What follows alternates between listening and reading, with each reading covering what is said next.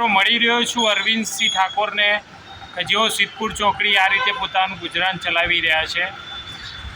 ખબર નહીં એમની પરિસ્થિતિઓ શું છે, હું એનાથી વાકેફ નથી, પણ ચોક્કસપણે એમના પ્રશ્નોનું સમાધાન કરવા માટે અહીંયા મને આજ મોકો મળ્યો છે.